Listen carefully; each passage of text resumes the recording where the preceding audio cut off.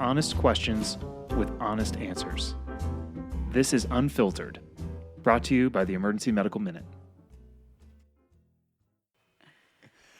Welcome back to Unfiltered. This is Nick Sippis. I'm privileged to have two excellent guests, longtime friends of Emergency Medical Minute, new friends of the Unfiltered podcast, Lisa Raville and Josh Blum, the faces of harm reduction in Denver, and they are going to be talking to us over the next hour or so about the current state of harm reduction and looking forward to the future. So thank you guys very much for being here. We're very happy to have you, very excited to hear your perspectives. Lisa, can you start with telling us just kind of a little bit of your background? We know who you are here in the office, but to our listeners out there who have not yet had the pleasure of getting to know you, just kind of give us a little bit of background about who you are and what your current role is, and then Josh will go to you. Sure. My name is Lisa Raville. I'm the Executive Director of the Harm Reduction Action Center. We're Colorado's largest public health agency that works specifically with people who inject drugs. We're located right across the street from the Colorado State Capitol, right where we should be. It's been under my tyrannical reign for the last 10 years. We've been an agency for 17 years here in Denver. And about 12 years ago, I was in AmeriCorps Vista at an AIDS service organization in California. At the same time, my husband and I were homeless for 7 months. So about 12 years ago is when my activist voice awoke. Wow. Incredible story. We'll get more to that. Josh, can you update us on your current relationship with Lisa and how that was a bit of a leading question? No, I'm just kidding. And your current role. Sure. Well, I think it's appropriate that you start with Lisa because all things start and end in harm reduction with Lisa Raville. So including my career in harm reduction, I was actually discovered by Lisa probably about 5 years ago now. Hadn't actually not even really heard about naloxone being used in a harm reduction model until I was filled in by people who were doing Lisa's bidding at Denver Health. I'm a primary care general internist employed at Denver Health and Hospital Authority. That's Denver's big public institution. I run one of the HIV primary care clinics, the HIV primary care clinic, I should say, at Denver Health. I also do addiction medicine and am board certified in addiction medicine. It's in Denver Health's outpatient behavioral health services department. And I serve as the co-chair of the provider education work group at the Colorado Consortium for Prescription Drug Abuse Prevention. Lisa brought me along to that organization as well when we started and co-chaired the harm reduction work group for several years. He's also on my board of directors. I see. Your careers are intertwined. Coming out from two very different backgrounds and perspectives. That's right. We're the two best friends. Anyway. We've had a road trip together. You're my best friend. Yeah. Lisa, I'd love to hear more about your background. I think our listeners are going to be fascinated about how you got into this. You mentioned your husband and your experiences being homeless, and then I know you also have some experience being in a homeless shelter overnight, being kind of being a staff member there. Mm-hmm. And how did you start with this, and how has that kind of led you to where you are today? Sure. So I graduated from DePaul University wanting to do Peace Corps, and then September 11th happened, and I remember September 11th, nobody knew what was going on in the world. So I moved out to Netherlands here and then moved around a little bit and was able to do a domestic Peace Corps experience such as AmeriCorps. And during that time, during 7 months of the year, the Homeless Coalition of Monterey County wouldn't let us live in the housing because I had a husband and a dog, which I really felt like was my cross to bear. So we lived in our vehicle in parking lots, and I never felt so unsafe in my entire life. And when you're unhoused, you're busy, you're all over town, showering one place, getting your mail somewhere else, making sure that you park so the cops or someone sketchy doesn't get to you, but you don't want to make sure that you park too far that the cops or someone sketchy can't get to you. So I just was able to, not stop and push forward. And so after that, I was the campaign manager for a woman who ran for county supervisor in Monterey County who won, who's still in that position and who's amazing and progressive and fabulous. So she was an easy sell. And then the overnight homeless shelter, there was only one emergency women's shelter in Salinas, California, and they would have one person work overnight. And I would do that sometimes. And I just wasn't able to stop. So it all kind of culminated at this gig. I've been at the Harm Reduction Action Center for the last 10 and a half years. What do you think it is that drew you to this in the first place? I understand your experience. I'm a Virgo. That's true. She really is. She's such a I'm Virgo. dead inside. But I'm also a server, I was raised by religious Republicans, and in the church, it was all about service. And, treating people with kindness and dignity, and that's what I really connected with, and that's what I've been able to do. So I need the direct service. So I can't imagine being an executive director anywhere else where I'd be in the back office and looking over the financials and stuff like that. Sure. I have the ability to work on the floor with 150 to 180 people per morning, being proactive about their health and providing that direct resource. So then I can, make sure the streets influence the policies at the state capitol or with Denver City Council, or do technical assistance with unlikely or simply likely allies such as law enforcement, neighborhood associations, healthcare providers, parole, probation. Yep. And we're going to get to some of that too. Josh, her talking about service and a focus on service reminds me of the services you do for your community. It sounds like that likely kind of binds you two together. I'm going to ask you the same kind of question in that what drew you to this work to begin with a different background, but yet similar vision and goals as Lisa. Yeah, I think the background, I think actually the service picks us, we don't pick it. We just become more like ourselves as we get older. And so in addition to doing work with HIV in primary care, I also do HIV care and transgender care in the Denver City and county jails, along with my addiction practice. And you realize these are all sort of different facets of the same kinds of issues. It's all the same social determinants of health. It's all people who maybe suffered childhood trauma and have had lots of disadvantages, and you wind up seeing that there's a need for those populations, no matter how they manifest, whether that's in someone who who engages in risky sexual behaviors, or someone else who takes drugs to be comforted so that they can feel like they have a sense of belonging. It's all just different facets of the same population. But like Lisa, I think I'm a direct service person. I'm not, even though I'm in a somewhat academic role, my interest is not in publication or even administration. It really is in getting into it with people. Mm-hmm. That's awesome. And do you consider yourself a teacher, Josh? I'm a student much more than I'm a teacher. I'm definitely a teacher. I mean, we have to teach in their actual roles, and right. It seems like this is an area of such interest right now. Addiction is hot right now. It's our 10 minutes of fame, and so everybody wants to do an addiction medicine rotation, and there's a lot of interest in HIV primary care. So we wind up having a lot of residents and students come through, and even come through the jails to see what it's like to provide care to people in the jails. But it's not rocket science. There's actually not a lot to teach. Mostly what doing the care involves is shutting up and listening most of the time, bearing witness to people, and then treating them radically like they're just human beings. It's what a radical concept indeed. It's most of it. You don't even need med school, really. You can just nod a lot and say, how does it make you feel? And then you're basically, Tell me more about that. Yeah, open-ended question. I've seen 9 seasons of Grey's Anatomy, so I feel like I'm practically a colleague year of Josh three, Blum's. year 3.5. You're basically doing away rotations as a fourth-year medical student. I think the thing you learn, too, as a primary care internist is that you think you're going to go into internal medicine because you're going to do a lot of hard medicine and treat people's, renal tubular acidoses and things like that. And really what primary care amounts to is a whole lot of psychological burden. So when people come in and their diabetes isn't managed, is it really because you didn't tweak the medicines correctly, or they were so hard to manage, or it was the drug side effects or interactions and the pharmacokinetics? No, it's that their son's in jail, so they don't have time to think about picking up their medicines, right. or it's issues around do they feel self-worth enough to feel worthy of controlling their diabetes? So really, as a primary care internist, you wind up becoming an untrained psychologist. Sure. And that's really what you spend your by time necessity, doing. Absolutely. By necessity. And you realize, hey, wouldn't it have been great if I'd learned that in the front end? So I feel like a lot of my training of others is to say, hey, don't forget about the psychological stuff. You can't separate out the mind and the body, and take your time to learn this shit because it's really important. That's powerful. Listen to that, listeners. That is powerful, very insightful perspective about the true practice of medicine. You want to call it art and science, but they're really intertwined, and you can't separate the mind from the body. It's absolutely true. How do we take advantage of all that kind of positive forward momentum? But addiction medicine is in the limelight. Totally.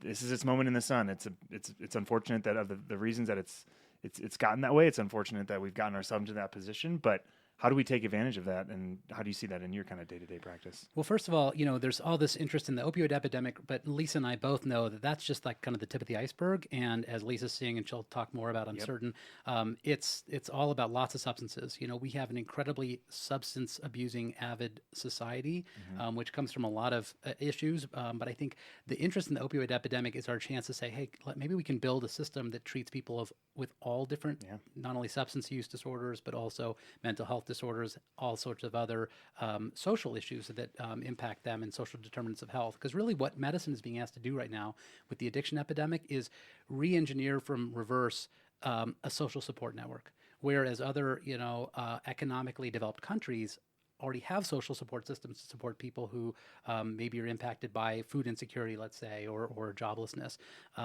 We are famously independent in the United States, and what happens is people present to medicine clinics a lot of times, or to LISA, with tremendous social needs, and we're being asked to address that from the medicine side, which is a really inefficient way to do that. So building up that whole structure around that and making it, of course, as we say, substance agnostic is what we need to be doing now, while there's interest in this field, until like the public moves on to the next shiny object. Which hopefully it won't shortly. I think we still have hopefully some burning star left. Lisa, can you add to that? I mean, what about what Josh has said, and how we could potentially use the opioid epidemic as a hook to get more folks on board with a broader substance abuse awareness? Sure. And what I call it is an overdose epidemic. Yeah. Right. And so we have stimulant overdoses are up in the state of Colorado, which is cocaine, crack, and meth. Yep. And a lot of people who use stimulants don't know that they can overdose on stimulants. So we want to make sure folks have correct factual health information out there. And so we've definitely, over the years, been able to shift it out of the criminal justice system, at least locally. Law enforcement is shifting more to public health and some healthcare providers. So it's up to us to not only engage with people who use drugs in a harm reduction model, but also we have to engage with service providers and decision makers in a harm reduction model, meeting them where they're at and making sure we can walk together for a safer, a healthier them.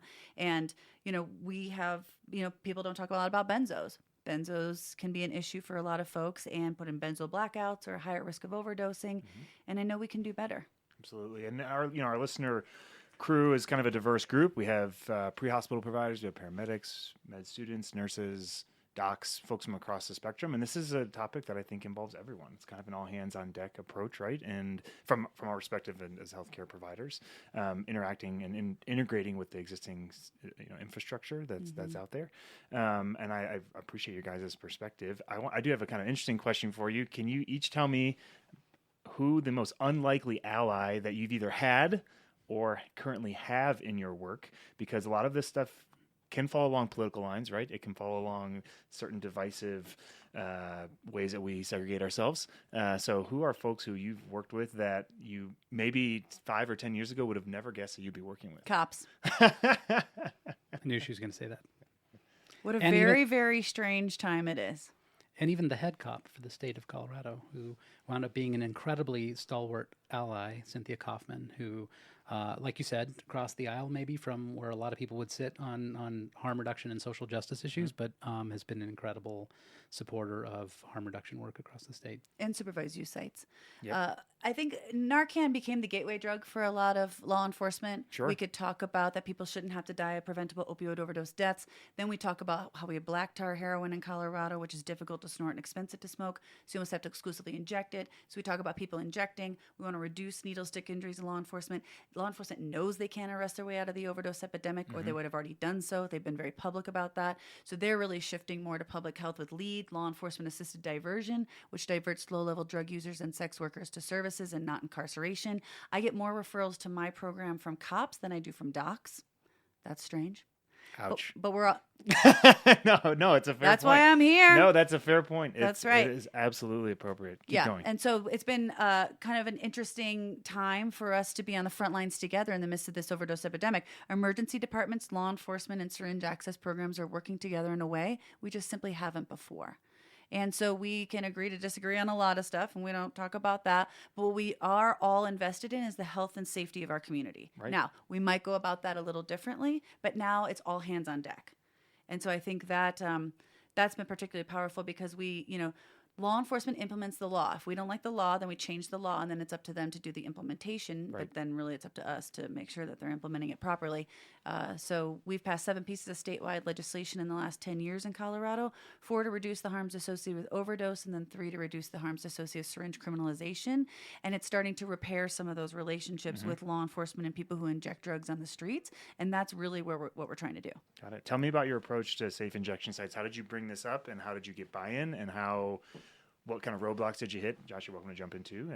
But I'm curious. I think that is a particularly hot topic amongst other numerous hot topics, but tell me more about that. Sure. So in January of 2017, I lost 7 participants in a 2-week period, 6 to overdose. And that's a lot for us.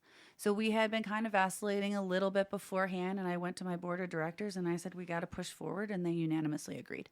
In February of 2017, we lost somebody to a drug overdose deaths in the Denver Public Library.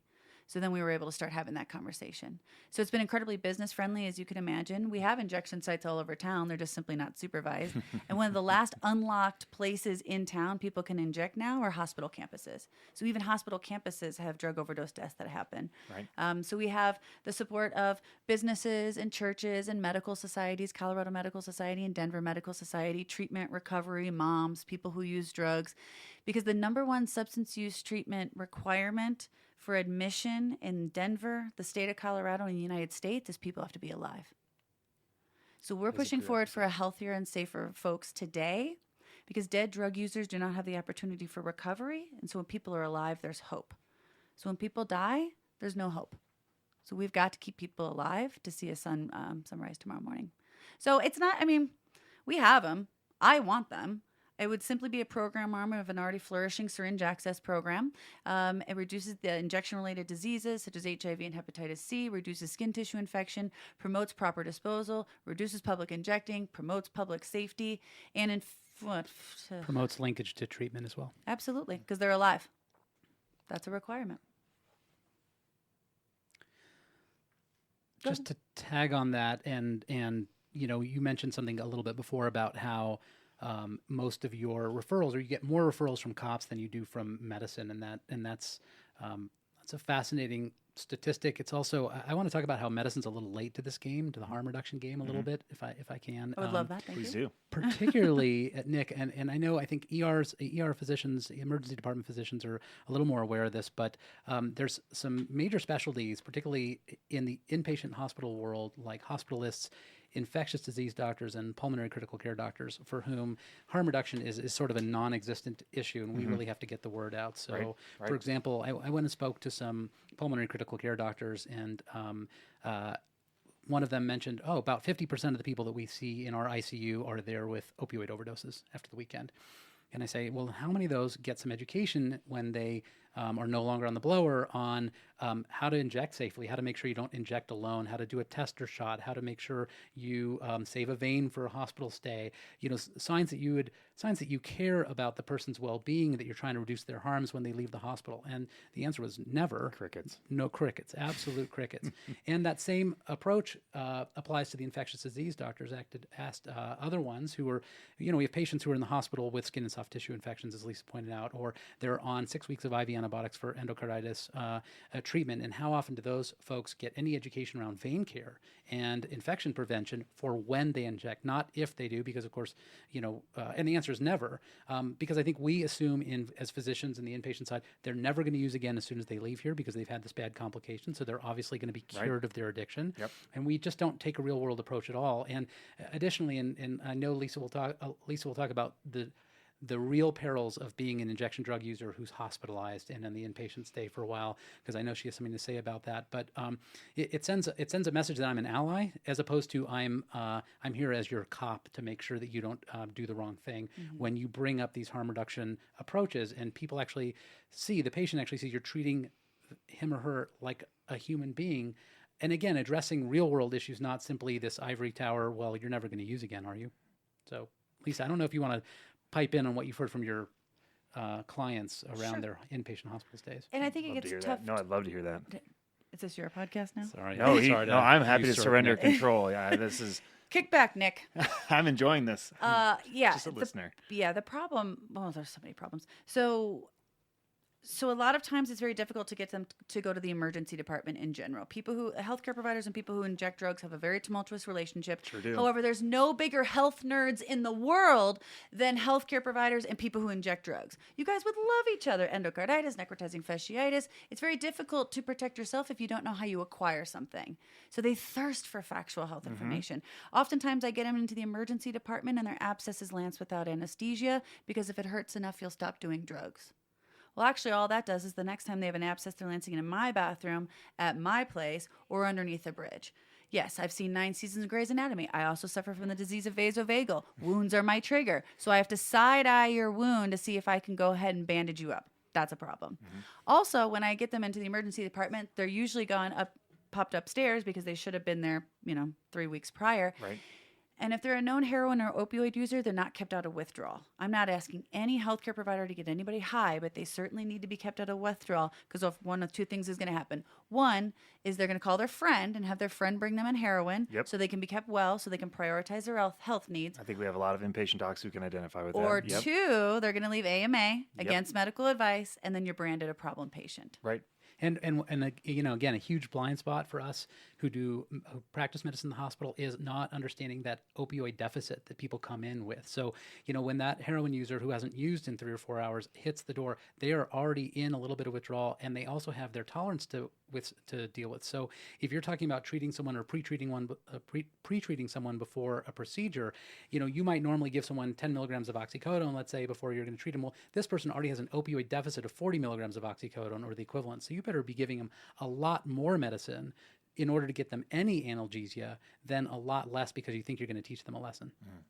And don't you want them quiet? I mean, when people are in withdrawal, they're fussy. I mean, you've got Narcan, but that's not the problem there, right? And so then things really start off really terribly with the nurses, and then the doctors come in every once in a while, and everything starts off really terribly. So what happens is a lot of times they leave AMA against medical advice and come to my place, and they're like, I tried. I'm like, I know you did. And so it doesn't mean it wrapped up all of their health issues. It means now I'm going to have them present to another hospital because I'm not going to send them back to the same hospital. Right. And so that's going to be more costly to all sorts of folks, especially taxpayers. And so if you're really interested in cost effectiveness, it's treating people that first time. Comprehensively. Yes. Yeah. Then being like, fine, I guess you know everything. Well, it's not like it wrapped everything up. And from a standpoint, from physician standpoint, it's that team-based approach, right? You may not feel comfortable giving that person a big slug of opioids, but maybe you have an enlightened anesthesiologist who can do a nerve block or something else to at least make that person more comfortable for the lancing procedure,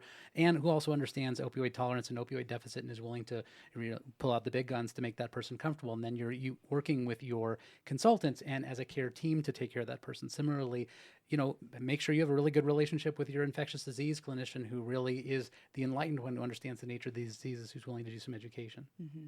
Absolutely. I think this ties right in with initiating medication-assisted therapy with patients, particularly in the acute setting. Once we have them, from our perspective in the emergency department, once we have them in the department, instead of, like you said, taking an antagonistic or adversarial approach, instead saying, well, can we get you on a more sustainable, long-term buprenorphine regimen. And that's something that we're starting now here at Swedish, but also I know is starting to become more common in the Denver area. Can you kind of comment on this is a question to either, can you comment on currently what the kind of state of that is and where it might be going? Well, I think there's certainly a ton of interest in this because, Nick, like Lisa's saying, people in withdrawal are fussy, and people who use drugs can be really at their wits' end and incredibly difficult. So this is a win-win. If you take someone who is in the throes of heroin use disorder and also in withdrawal, and you can, in the emergency department, give them medication that makes them feel good, keeps them quiet, which makes Lisa happy too because she likes quiet clients as well, and give them a plan for ongoing treatment that's going to help stabilize their brain, allow them to regain some of the function that they've lost, and start to move on the road towards recovery. I mean, that's a total win for your emergency department as well as the patient. So this is not hopefully it's not a hard sell at this point to emergency doctors, but it's something that is certainly expanding statewide. Yeah, it is. It's and I don't think it's a hard sell. I think there's still continued work to kind of adjust the mindset of I think the resistance comes from people thinking they're enabling or that they're further destructive. Right. I think I think my impression is that resistance comes from thinking that we're just perpetuating a problem and that we're, I don't think people. How's that going for you? I know, right? How has that been going for generations? I mean, right? But I think that's kind of primarily the resistance. So we have treatment on demand 24/7 at Denver Health, and we've induced over 300. I can't give you an exact number. It's well over 300 people have been induced onto buprenorphine in the emergency department. We also have 24/7 social workers who will do a full biopsychosocial intake, so that person can just slot in the next day into treatment. And we have well over 70% retention rate in people showing up the next day for their follow-up appointments. So these are people, as Lisa said, who the fallacy is that they don't care about their their health. They do care deeply about their health. People have to come to treatment at different times. They may be ready at different times. There may be a bunch of false starts. Someone likened it to sort of like buying a car. When you go on the car lot, the first time you go, you kick the tires, then you see the salesman coming, you run away. You're not going there to plunk down your money the first time. You might have to be exposed to it a couple times, think about it a little bit. This is a big decision. You're talking about people leaving their main comfort mechanism, Right. their coping main mechanism coping they've had for skill decades. that has worked for them for all that time. And you're talking about asking them to leave it behind. That's going to create a lot of ambivalence. But when they're finally ready, to get them into treatment when they're ready at that moment is huge, important, and we should all be doing it in every emergency department across the state. I think our docs have found it very fulfilling. I mean, honestly, I think we see it as part of this comprehensive approach, like we've discussed. And you mentioned it involves integration with outpatient resources. We have a family medicine clinic on campus who has said we're willing to take these folks within 24 hours, 48 hours, and we're willing to ride with them going forward. And I think that integrated approach is essential. And I think that working with resources like Lisa's, I said resources, which is I liked it. that is It's a like great that's a term. great You can portmanteau. have that one for free. That might be the only thing that you get from me on this, as opposed to me learning from you. But I think that working with resources such as yours and Or resources. working with extensive resources. Write that down. Nick. Nick's a real dreamboat over here. He's easy on the eyes. I know. However, what I would like to jump in, I think it's a very tall ask to ask unhoused folks to be sober. There's a lot of crisis management that happens on the street. So in our community, housing is substance use treatment. So we can get people onto Suboxone, which feels really great. Oftentimes they don't want to do the therapy that goes along with that because it's unsafe for them to bring that up on the streets or in and out of incarceration.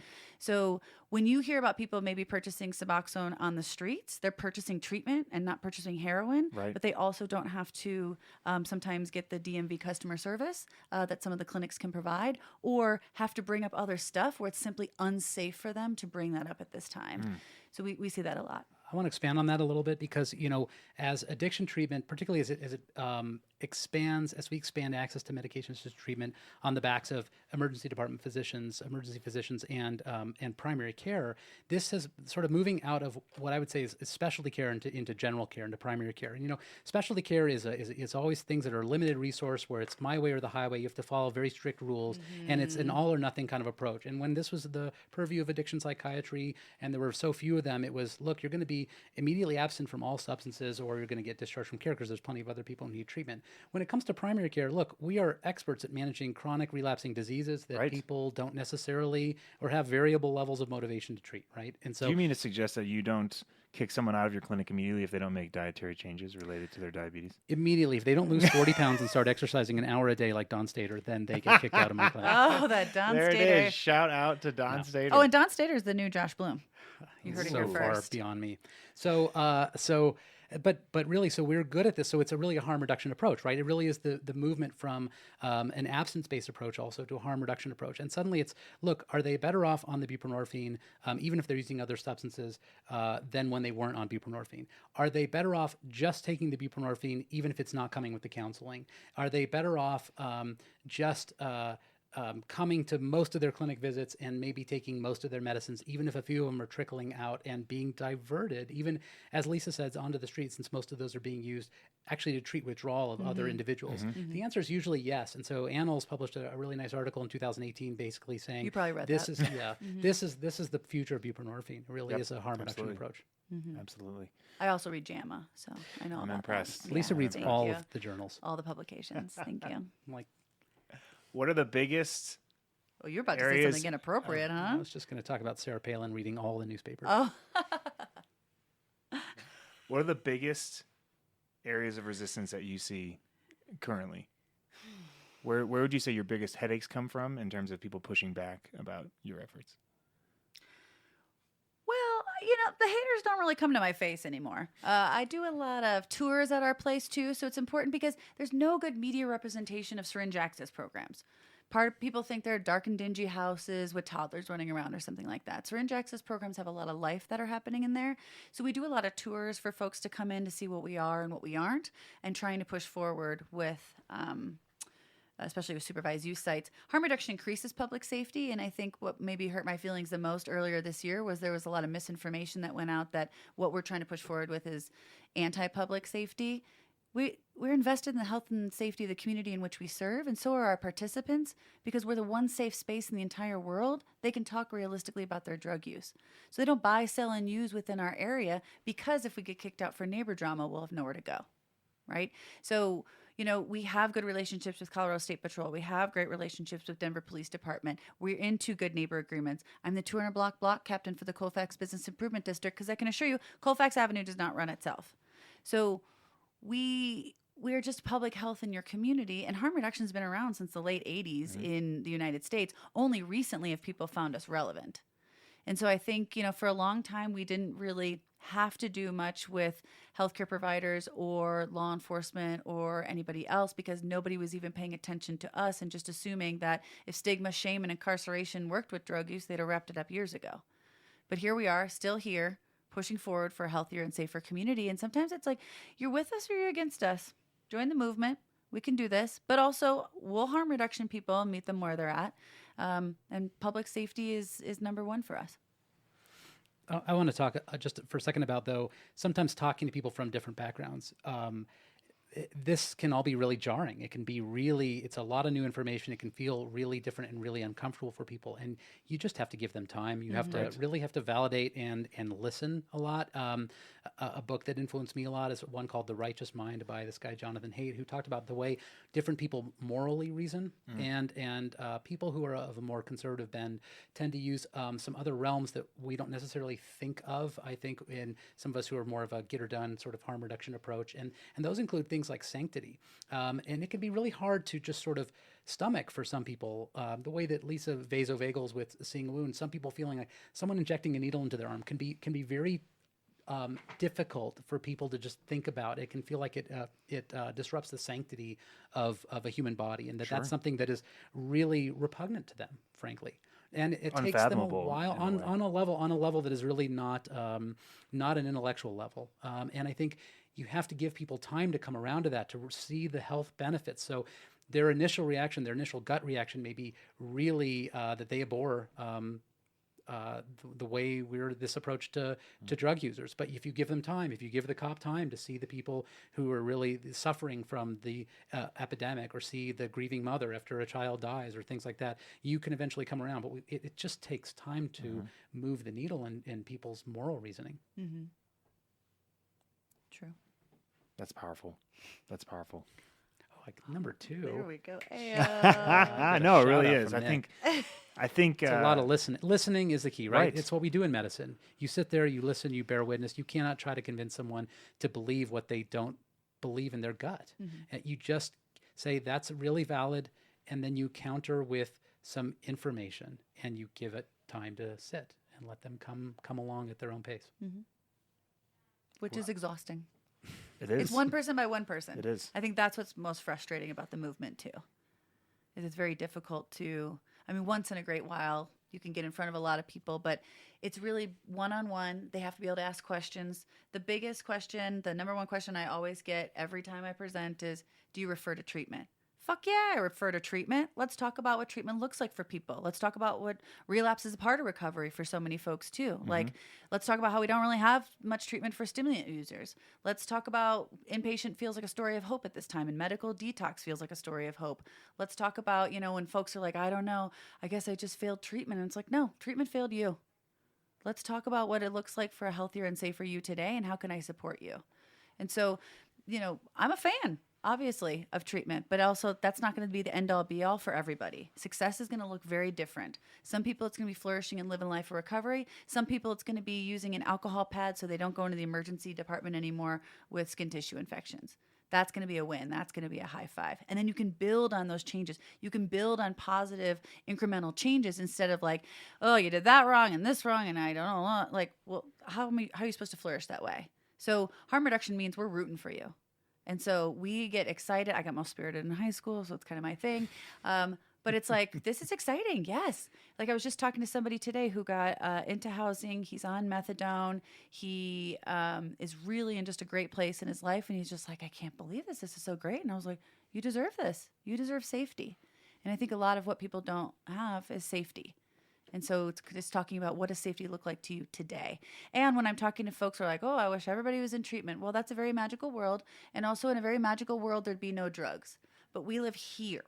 Come with me here and see some sort of action item. Any positive change that can happen today feels like success and feels like a win. So join us.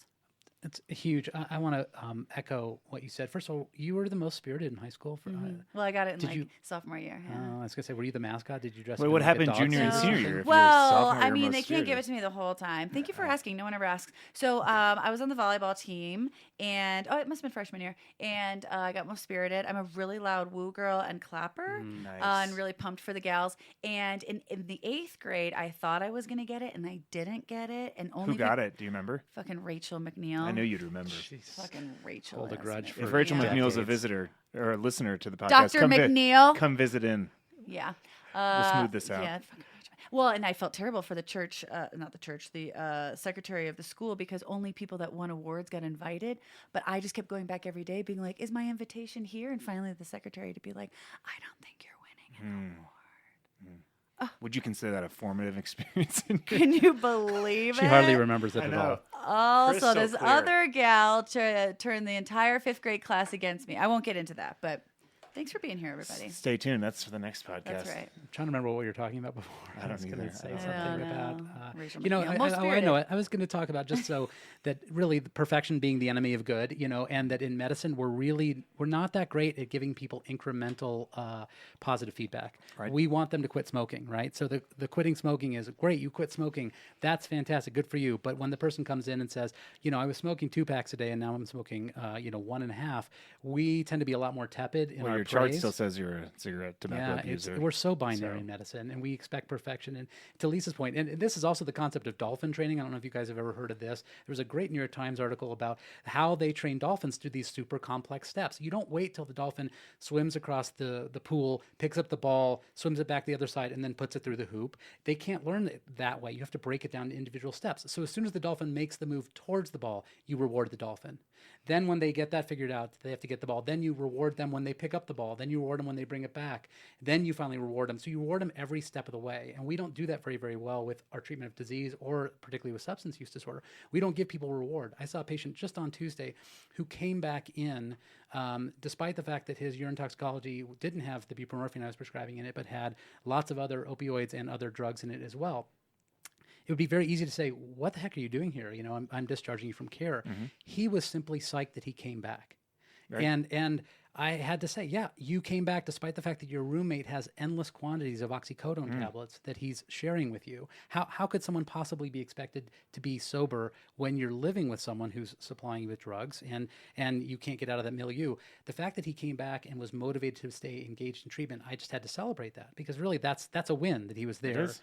And so, and we have to remember that both with our child rearing, with our spouses, I was just with gonna our say, patients, it really works. You give them. This is why my intermediate wife feedback. pats me on the back for bringing the laundry down and putting it in front of the washing machine, which is a step in the right direction. That's exactly Granted, right. I still have to wash it, dry it, fold it, and put it away. But like she does on a regular. But The I article, appreciate that, and you gotta read that's this why that article. makes me feel good. I guess It that's where should. that comes She from. knows what she's doing. She She probably read that is New York way ahead Times of me. article. She's a public health person, and so The woman who not wrote the surprisingly. article in the New York Times, she starts trying it on her husband. She's like, hey, if this works for dolphins, it's got to work. And her husband always leaves his dirty laundry on the floor in their bedroom. And so it wasn't even that he made it to the laundry basket. When he made it closer to the laundry basket, Correct. she rewarded him.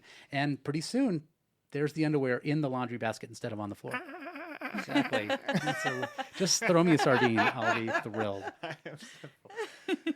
So tell me what this looks like. Ideally, we have there's fits and stops and starts, and there's but ideally, like the stock market, we're moving up and to the right. Tell me what this looks like ideally in 1 year, 2 years, 5 years. You pick the time frame of your choosing, but Lisa, you can start. Tell me if you could tell me what you wanted it to look like, given where we're at now. How would you see that? What I want Denver to look like? Yeah, Or- we'll start with Denver. Okay. You can fix. I'm confident you two can fix the whole country, but that we'll post on that to the next podcast and start local. Can't even fix myself or Lisa. You definitely can't fix me. Well, for me in Denver, it'll be continuing to engage people who inject drugs for healthier and safer them. What I really want and need is a supervised use site. If I could chip away at 2 public overdose deaths a year, that would feel like a win. if it saves just one person's life, that would be a win. And if it was your kid, you'd want me fighting this hard. And we're trying to push forward with syringe sales out of pharmacies. There's kind of been some nebulous legislation around that. We want to be very clear and supportive. We need pharmacists selling syringes to help us in HIV and Hep C prevention efforts, not only in Denver, but especially in our rural areas. And, continued expansion of treatment. And what does MAT look like for stimulant use? I mean, that's definitely been an issue for us recently, and we want to have that those conversations and continue to push forward as the largest syringe access provider in the state of Colorado. I think from the medical side, it's ongoing movement in the direction of integrated care. So if you're in primary care, for example, that you work as part of an integrated team with people with different areas of expertise, it's the ongoing appreciation of social determinants of health. It really is ultimately about stigma. It's about welcoming substance use disorders into the pantheon of other regular medical diseases and not treating them the least bit differently than you would any other. And then it really is about sort of that recognition, that real world recognition. We get out of our ivory towers and we realize that people live in the real world, and that harm reduction approach also means acknowledging that, yeah, maybe the best they're going to do is they're going to keep using drugs, but they're going to use them more safely. And that we have a role in medicine, instead of just saying, well, you're still using drugs, I don't want to hear about that, that we have a role in actually helping people, encouraging people to be safer, and then rewarding them, encouraging them, and praising them when they do take steps to actually make their lives better, even if it's only incremental, even if we want to see more. It may be the best that they can do, and we are enlightened enough to check our own egos and congratulate patients when they take those small steps. I appreciate you saying that too, because what I think I hear a lot of healthcare providers say, you know what you should do? Nobody likes that. I don't like it when volunteers say that to me. I don't like that when people come in on me on that. You say that to me with some regularity. Well, you know what you should do, Josh Blum? Get your shit You should together. probably start listening if she I keeps telling you to do appreciate that. Thank it. you, Nick, I and like Nick's being told where to wife. That's right. But nobody knows you more than you know yourself. So how can I support you for a healthier and safer you today? And then we all get to win. We all get to feel successful. You know what you should do is parole and probation. They have to check these boxes, and even they're struggling right now too. So we, like I said, we do a lot of that technical assistance, and yes, cops are our probably unlikeliest or really likeliest ally, but also neighborhood associations, businesses, churches. Churches are really struggling right now because they don't know if they should be locking their doors Monday through Friday when the church secretary is there, because they're afraid that people are going to come in and use their bathrooms, because these are one of the last unlocked bathrooms in town. So now the faith communities are really starting to support harm reduction and supervised use sites, in particular in Denver, because they're really struggling and want to do something very values-based. So who else do you need to support this before you say, I'm in? A lot to be proud of, in both of your areas of work and together. Josh Blum, Lisa Raville, thank you. Many frontiers to tackle from here. Thank you for your time. Any other final comments from you? Well, I think in medicine, we get used to being the experts. We get used to being on our pedestal and telling people what they need to do to be healthy. And we expect them to follow our advice. And so when people don't follow our advice, it becomes very difficult not to feel like you want to punish someone for that, or that they deserve some part of their consequences related to that. And so it's a constant battle for me in my addiction practice to check my own ego and to say, this person is struggling. Also, their goals may not be my goals. And I have to be comfortable with being uncomfortable with the progress that they've made.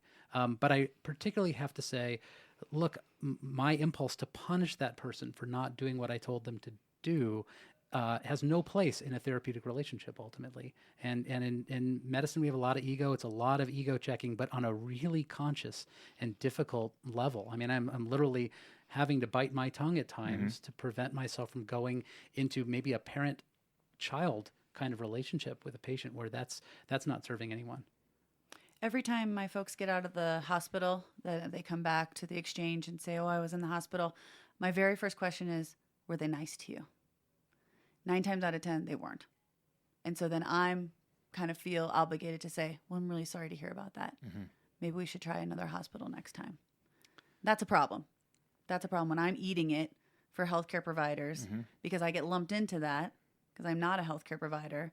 but I'm pushing forward with your health, and I care about your health, and you care about your health, and we're caring about your health. And people that are supposed to care about your health too in these institutions are the enemies.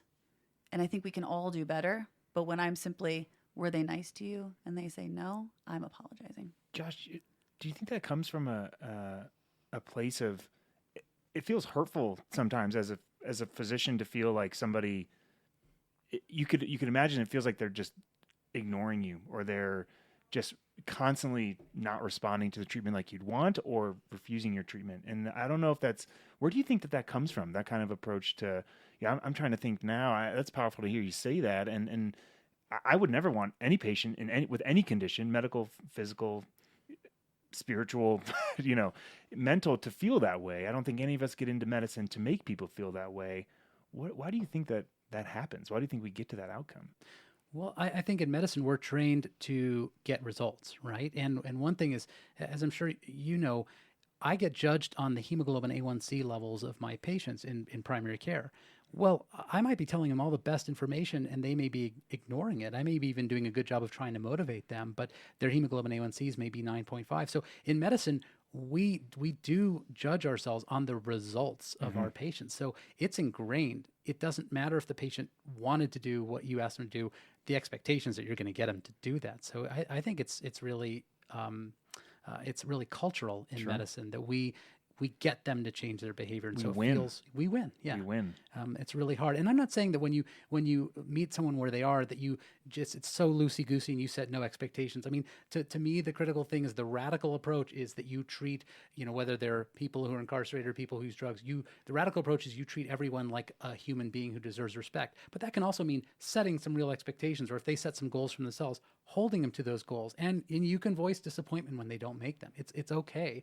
It's okay when Lisa has folks who are on the street making a racket and not doing what she's asked them to do to participate in harm reduction. She doesn't say, well, you had a bad parent, I'm sorry, it's okay, you come back. If she needs an expectation of behavior, she has to set that expectation. And that's okay to set limits on people. It's simply that you still have to treat them as human beings, and you have to check your own need for their behavior change and put it back on them. It is ultimately their disease. It's not your disease.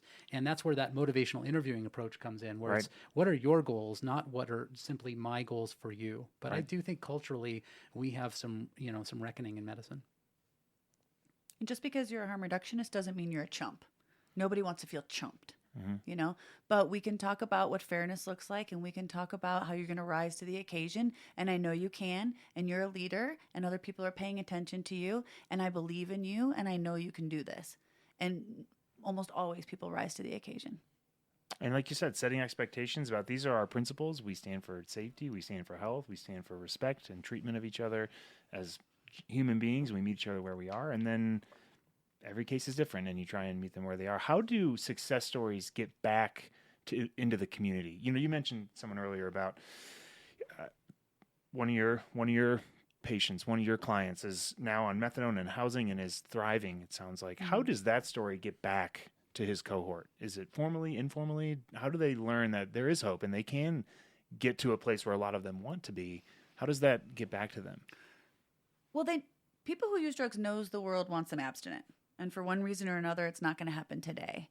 So for some people, they go on, they are incarcerated, they pass away, they go on and they flourish, and I don't hear about that. We also, while we, celebrate successes, we also need to make it too so that you don't think we're really wrapped up in your life of recovery, so wrapped up that in case you relapse, that we wouldn't be there for you too. Give up on you. So if you're pumped, we're pumped.